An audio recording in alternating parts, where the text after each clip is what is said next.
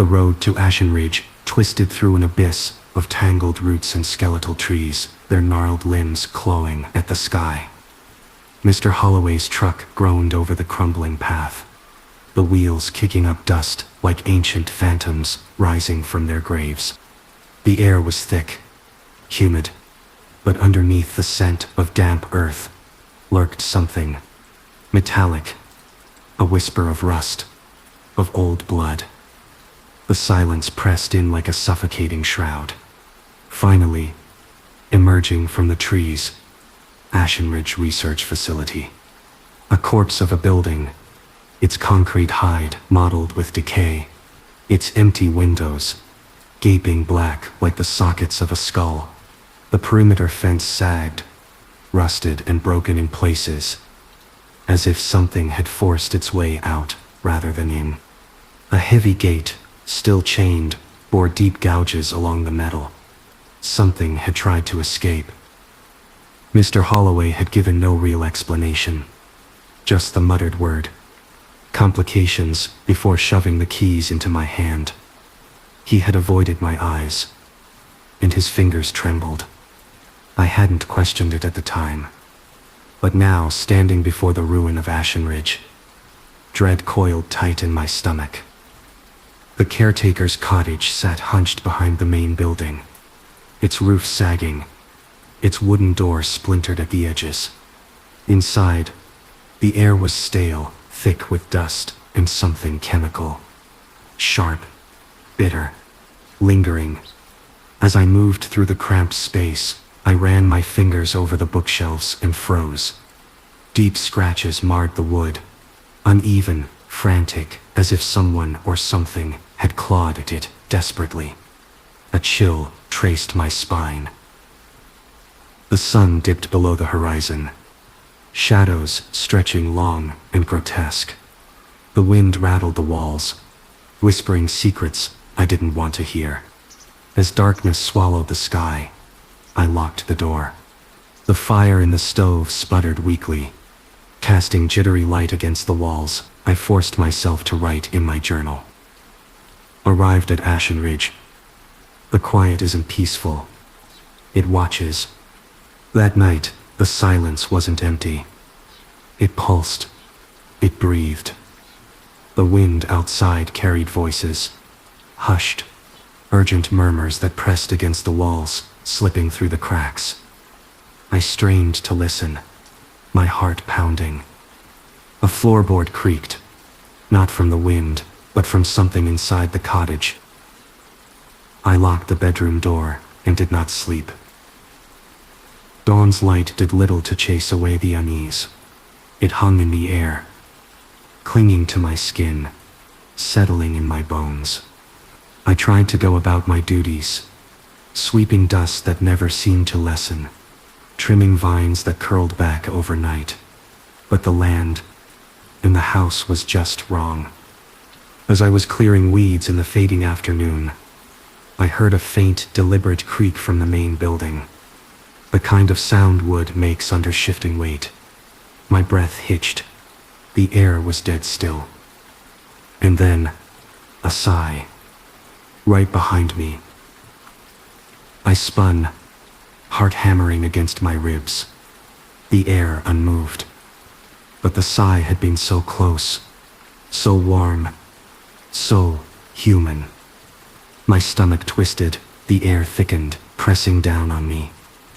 Shadows pooled in corners where no light should have reached. The floorboards creaked again. The whispering grew louder, curling against my ears, sinking into my thoughts. A knock, soft and faint. I stood frozen, breath held, staring at the door of the main building. The knock came again, insistent, yet patient. A scrape at the window, a fleeting shadow. The sigh, again right behind me. My skin crawled. I turned, slowly, but there was nothing there. Seeking to shake off the unease, I started to walk the perimeter fence. The sun cast long, ominous shadows. On the far side, I noticed a disturbed section. The wire was bent inward, the metal raw where it had been stressed. On the ground, I saw faint tracks, too large for any common animal, disturbingly similar to human prints, but with an uneven step and a strangely elongated, splayed toe. A cold dread washed over me. Who would try to get in here? And why these unnatural tracks? The footprints led to the broken fence, and then vanished into the dense undergrowth. I followed them cautiously, my breath shallow. The earth was disturbed, as if something had dragged itself through the dirt. Claw marks marred the soil near one print, deep and deliberate. Nearby, the trees bore fresh gashes, the bark stripped away in long, jagged tears, as if something with massive hands had scraped against them while passing through. I knelt to touch one of the prints. The indentation was deeper than I expected, like something impossibly heavy had pressed into the soil.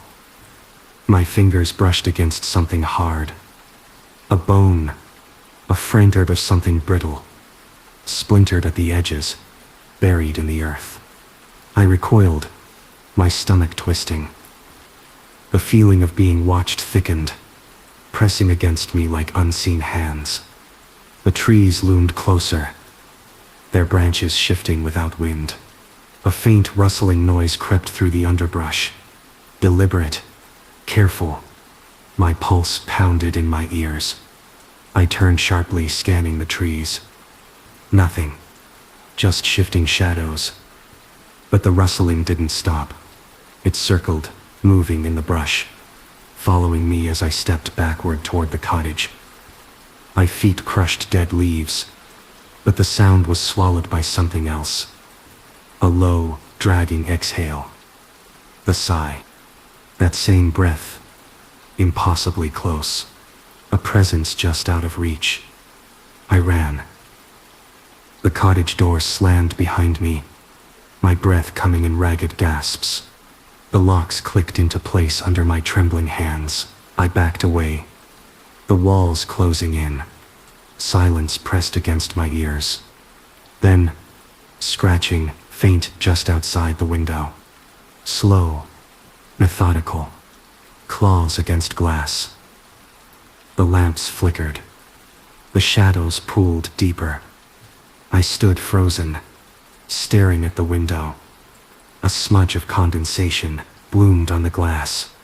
Something was breathing against it from the other side. I bolted the doors. I checked the windows, the locks. Again, and again.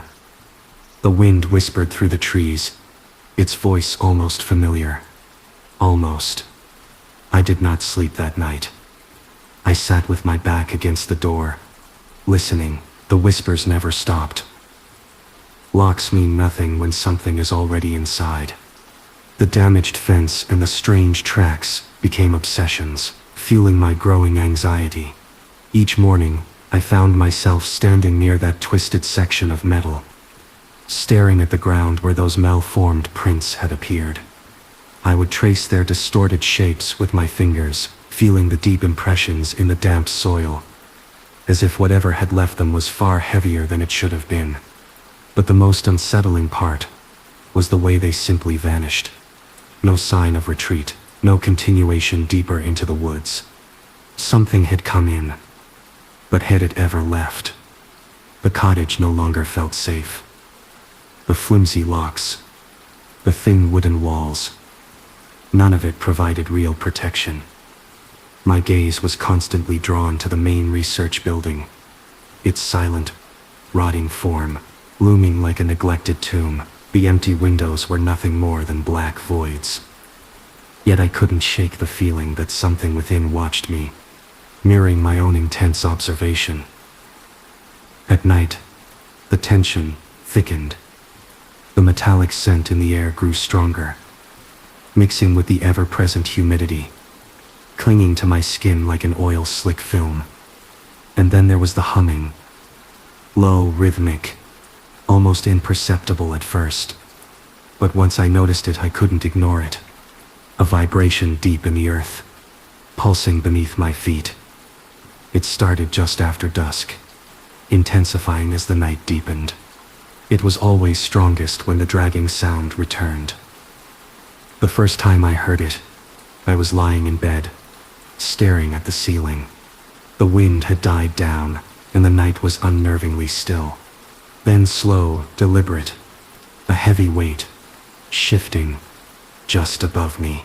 A sound that should have been impossible. There was no second floor, no attic. And yet, something moved. A breath caught in my throat, my body paralyzed.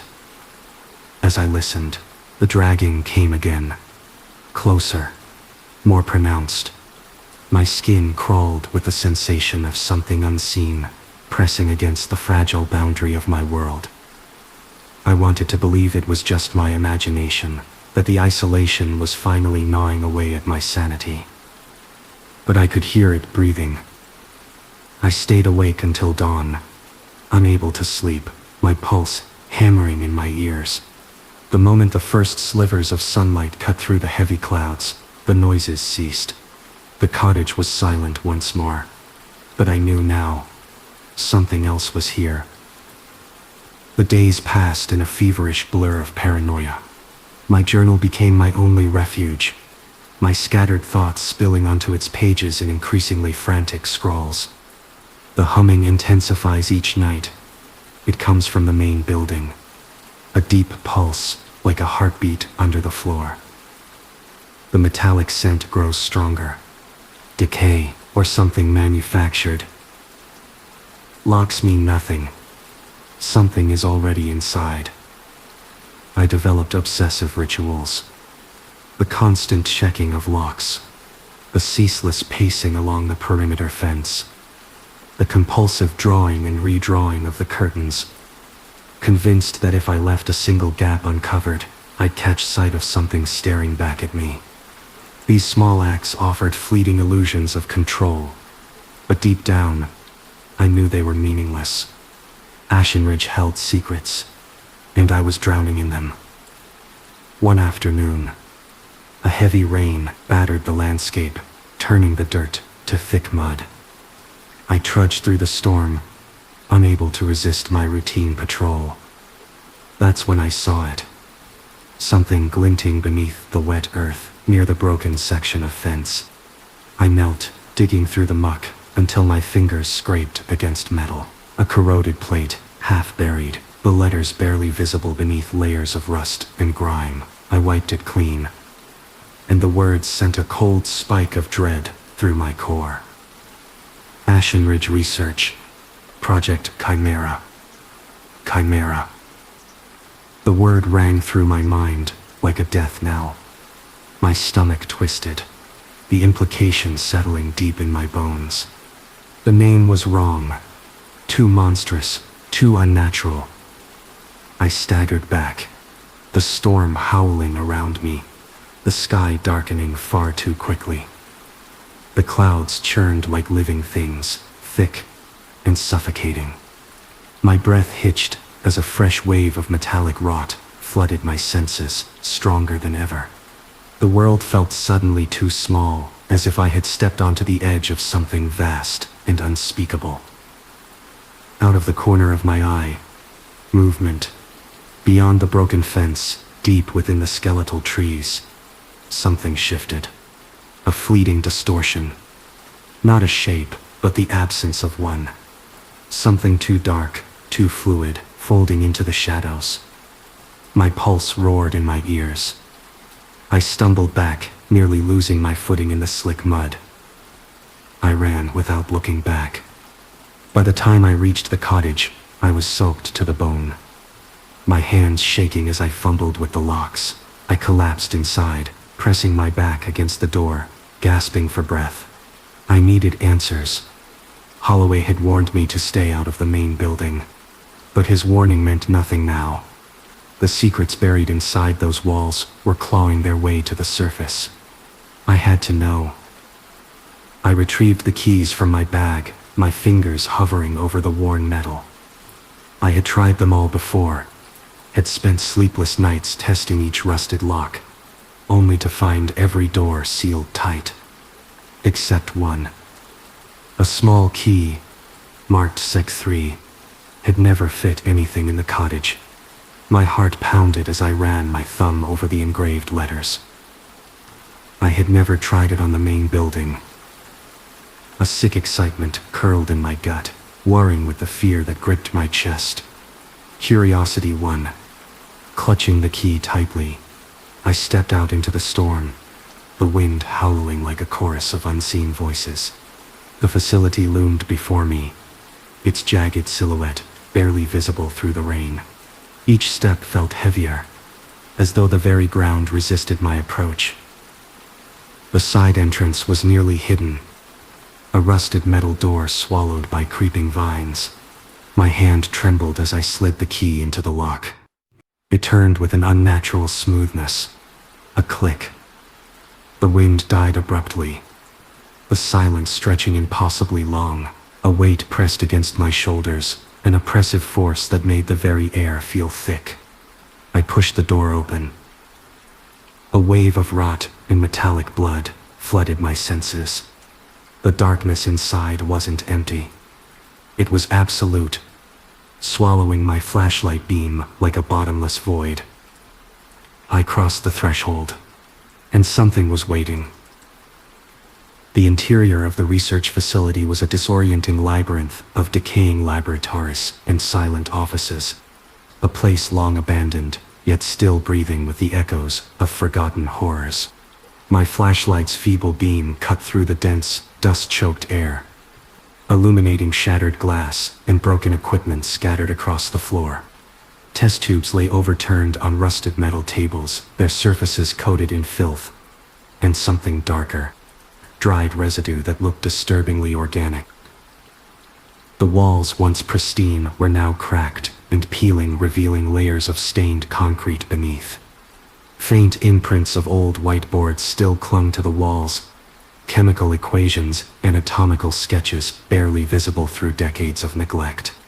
But the deeper I ventured, the more unnatural the environment became. It wasn't just the decay, it was the feeling that something in this place remained unfinished. As though whatever terrible work had begun here had never truly ended. It started as a faint vibration beneath my feet, a resonance in the very bones of the structure. But with each step, it grew stronger, swelling into a low, guttural frequency that pressed against my chest, making my ribs vibrate. It wasn't just sound, it was movement, a pulse within the walls, alive and breathing. I followed it, weaving through collapsed doorways and overturned desks, deeper into the heart of the facility. The air grew thick, cloying with the sickly metallic scent that had haunted me since my arrival. It was overwhelming now, suffocating. The taste of iron coated my tongue. As I turned a corner, I found it. A vast laboratory. The walls lined with shattered observation windows, their glass jagged like teeth. Rusted cabinets loomed in the corners, their doors hanging open, filled with crumbling files and discarded vials. A massive metal cage dominated the center of the room, at least 8 feet tall, its bars thick and reinforced. But something had twisted them apart. The metal was warped, bent outward as if something inside had forced its way free. I stepped closer, my boots crunching over shattered instruments. The air around the cage was different. Colder. The symbols came next, etched into the surrounding walls, a jagged script I didn't recognize. Some looked hastily carved, deep gouges into the concrete, while others were written in what I could only assume was blood, their edges smeared as if by frantic hands. My head pounded. The humming was almost unbearable now, resonating inside my skull. I forced myself to step back, nausea rising as the metallic stench thickened. A door slammed shut behind me. The crack of metal against metal sent a violent jolt through my body. My breath caught in my throat. My flashlight trembled in my grip as I whirled around, its beams sweeping frantically across the room. The lab was empty. No wind, no movement. Nothing. Except for the whispers. At first they were so faint, I thought they were a trick of my exhausted mind. A gentle rustling, like paper shifting in a breeze. But then they grew, hushed, frantic voices rising in an uproar of sound. A chorus of urgent dread coming from everywhere, and nowhere at once. I stumbled back, my boot catching on a fallen tray. It clattered to the floor, the sound splitting through the whispers like a gunshot. And they reacted. The voices surged, overlapping, frenzied, pressing against my ears. No words, just sound, like something trying to speak but unable to form the language. Then I saw it. A shadow, darting across the far doorway. A flicker of movement, just at the edge of my vision. I spun, my flashlight beam slicing through the darkness. Nothing. Nothing. Cold terror curled around my spine, tightening its grip. My thoughts were unraveling. Had I imagined it, or was something moving in the unseen spaces, just beyond the edges of the light? I needed to leave, now. A creaking staircase loomed to my right, its steps shrouded in darkness. Against all reason, I found myself climbing, drawn by some terrible compulsion. With every step, the whispers shifted, changing. No longer just gibberish, but something else. They were speaking my name. I stopped dead. My pulse roared in my ears. The voices stretched and distorted. An echo of my own name, repeated in 100 overlapping tones, some high and breathless, others guttural and wrong. The third floor. The archive room. Rows of rusted filing cabinets stood like sentinels in the dim glow of my flashlight. Dust-coated files lay strewn across the floor, their pages curling at the edges. I knelt, my shaking hands flipping through yellowed papers. Project Chimera. The words leapt off the page. I tore the file open. Genetic manipulation, hybrid experimentation, monstrous creations, mental collapse. Diagrams filled the pages, human figures, twisted beyond recognition, limbs elongated, torsos stretched into unnatural forms. My breath came in ragged gasps as I flipped through image after image of grotesque mutations, each one worse than the last. The humming stopped. The lights flickered. Then, they died. Total darkness swallowed the room. The silence was deafening. Until the whispers returned, louder, closer. The darkness in the archive room was absolute. Not the natural kind of darkness, but a suffocating void that pressed against my skin, seeping into my lungs with each ragged breath. The whispers swirled, no longer disembodied, but close. A chorus of shrill voices mere inches from my ears, their tones hissing, urgent, wrong. The words were alien, guttural, yet there was something disturbingly familiar in their cadence, like a half-forgotten lullaby sung in a language never meant for human tongues. An icy touch on my neck lingered, burning in reverse. A sensation both real and impossible. A warning, a claim. I couldn't move. My limbs refused to obey. My body locked in place as if something unseen held me there, keeping me still. The weight of the darkness was unbearable, pressing down, constricting. My mind clawed for rationality, for logic, but there was none to be found. Only the whispers, only the cold. Cold air brushed against my neck, a sensation that was impossible, unbearable. Something breathing behind me. I froze, every muscle locked in place. My flashlight lay on the floor where I had dropped it, its beam casting a weak, slanted glow. The whispers pressed in, not just sound, but presence, coiling around me like invisible fingers. They were inside my skull, pushing, clawing. Suddenly, a voice, distinct from the others, low, rasping, inches from my ear. "Run!" I screamed. The files flew from my hands as I staggered back, my foot catching on something unseen. I fell hard, the impact sending a shockwave of pain through my side. The darkness pressed closer, suffocating, bodies unseen brushing against my skin, whispers slipping beneath my flesh. I dropped to my knees, frantically sweeping my free hand across the floor. My flashlight, where was it? Dust and debris clouded my fingers, but the light was gone, swallowed by the darkness. The whispers deepened, burrowing into my mind. They weren't just sound anymore. They were thoughts. Invasive, insidious. "You were never meant to leave." My breath hitched. "You are already ours." Shadows flickered in the blackness, shifting in my peripheral vision. I saw movement, silhouettes, jagged and wrong, crawling just beyond sight. Something touched me. Not the icy, lingering presence from before. This was different. Physical. Real. Something tugged on my jacket. I choked on a scream, my instincts overriding thought. I lashed out, swinging wildly in the direction of the unseen grip. The impact was immediate, a dull, sickening thud, a gurgled, wet exhalation. Silence.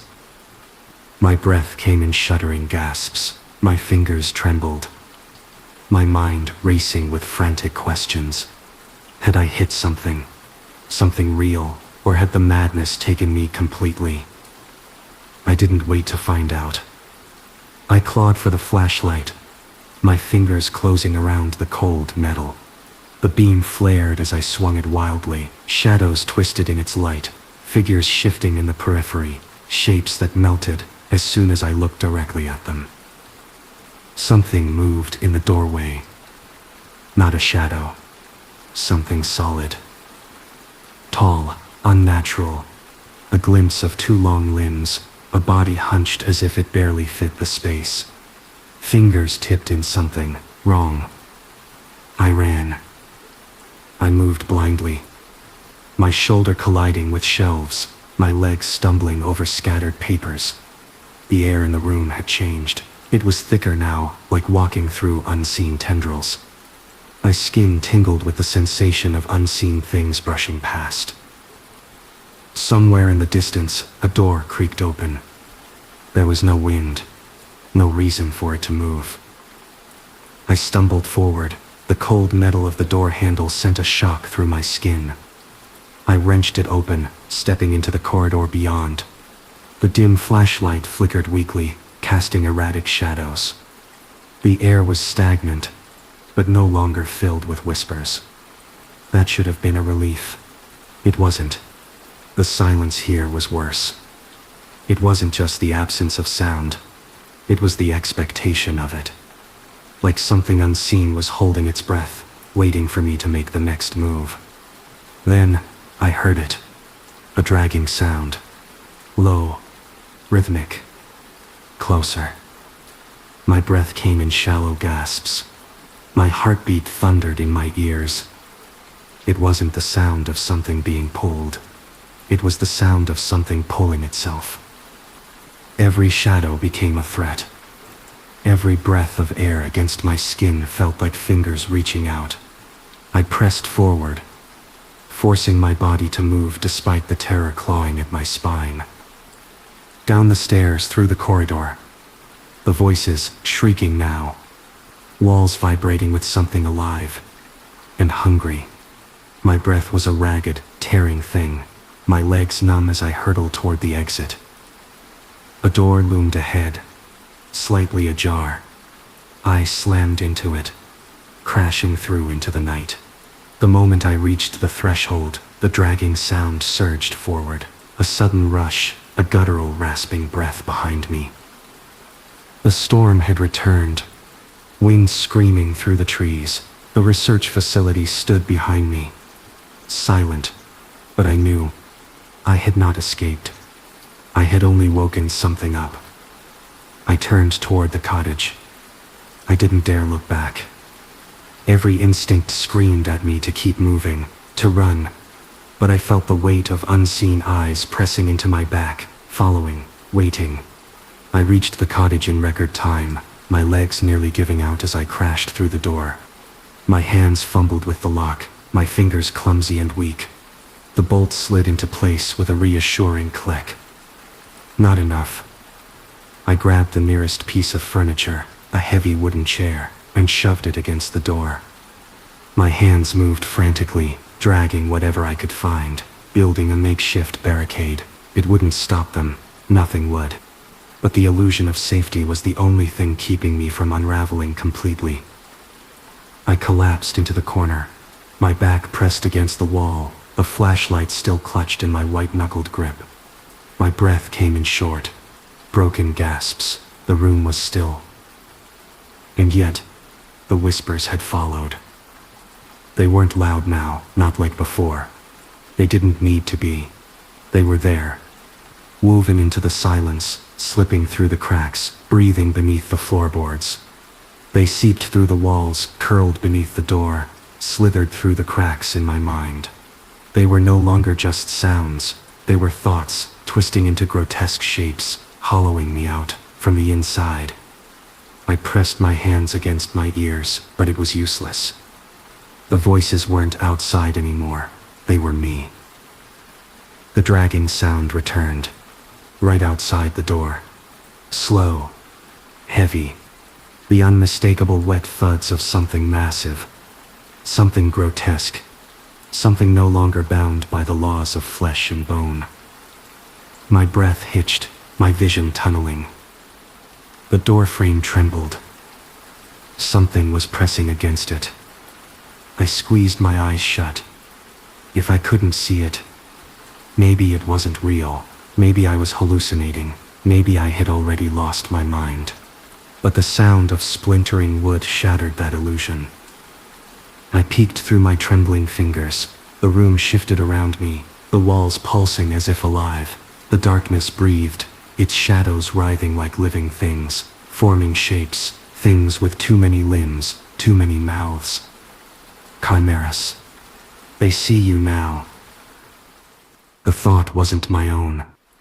It came from them, whispered directly into the hollow spaces of my mind. I tried to stand, but my legs refused to move. The cold floor beneath me pulsed, a slow, sick rhythm matching the beating of something vast, just beyond my perception. The door rattled violently.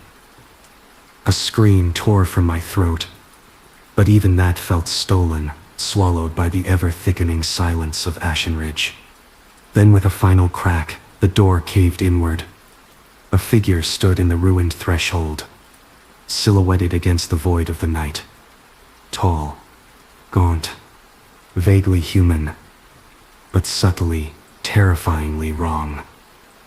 It took a step forward, and the air changed.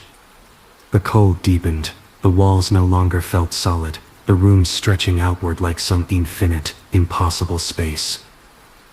The thing did not speak, but its presence filled the room, an oppressive wave of alien intelligence. It was watching me, studying, judging. My body recoiled before my mind could catch up. I grasped at the flashlight with shaking fingers, my only weapon against something beyond comprehension. The creature took another step. I swung with all the strength I had left. The impact landed, a sickening crack. The weight of it reverberated up my arm, sending a jolt of pain through my wrist. But the figure did not flinch. Instead, it tilted its head as if amused, its luminous eyes fixing on me with an unnatural, unwavering intensity. Then, it spoke. Not with a voice, but with a chorus. A chorus of whispers. All the voices I had heard since stepping foot in this cursed place, now focused, directed, inside me. The words were gibberish, yet I understood. They were welcoming me. The thing stepped closer, its skeletal hand reaching out. A final surge of survival instinct screamed through me, but it was weak, fleeting, drowned beneath the growing pull of something deeper. A calm washed over me. It was wrong. It was unnatural, but it was there. The terror remained, but something else overshadowed it. A sensation I couldn't name. A certainty I had never been meant to escape. The cold fingers wrapped around my wrist. A jolt of something shot through me. Neither pain nor pleasure, but a raw elemental energy. My breath caught, my vision blurred, and the room around me melted, shifting in and out of focus. The whispers intensified. They no longer spoke to me. They became me. I felt myself unraveling. My skin no longer felt like my own. My mind expanded, stretching far beyond the limits of my skull. Images flashed before me, faces not my own, eyes filled with the same eerie glow that now reflected in the thing before me. The voice inside me spoke of transformation, of merging, of becoming something new. I looked up, and the thing held me in its gaze. I saw my own reflection in its eyes. A face stared back at me, but it wasn't mine. Gaunt, pale, its mouth twisted into a grin that did not belong to me. And yet, it was me. I had been changed, or perhaps I had always been this. The whispers faded. The silence of Ashen Ridge remained, expectant. The chimera had found its final embrace, and I was no longer afraid. Mr. Holloway arrived just after sunrise, the sky a muted shade of gray, the air thick with the scent of damp earth and decay. He parked his rusted truck near the overgrown path leading to the cottage, stepping out with the slow, practiced movements of a man accustomed to grim tasks. The door was shattered, just as he expected. Splintered wood and twisted hinges. He sighed, rubbing his weathered hands together before retrieving his toolbox from the truck bed. Inside, the cottage was still. The air carried a lingering chill, the kind that had nothing to do with the morning breeze. The floor was coated in dust, yet the footprints were wrong, uneven, distorted, shifting in ways that made his stomach tighten.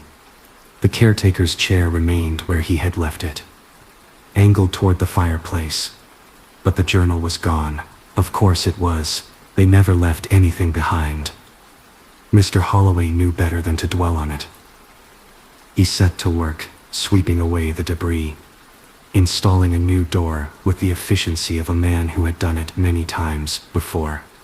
The silence pressed in around him, thick and watchful. He could feel it. The unseen presence that had lurked in Ashen Ridge since long before his time. It had taken another, and the cycle would begin again. He checked the kitchen, straightened the furniture, and dusted the shelves. By afternoon, the cottage looked as if nothing had ever happened. Nothing ever did. Not officially. The new door stood firm, freshly painted. The locks worked. The key was returned to its place. By sunset, Mr. Holloway leaned against his truck, staring at the cottage, the wind whispering through the trees. He pulled a folded piece of paper from his pocket. A name. A date. The next arrival would be here by the end of the week, and Ashen Ridge would welcome them home. With one last glance at the darkened windows, he climbed into his truck and drove away, leaving the silence undisturbed. For now. Sweet dreams.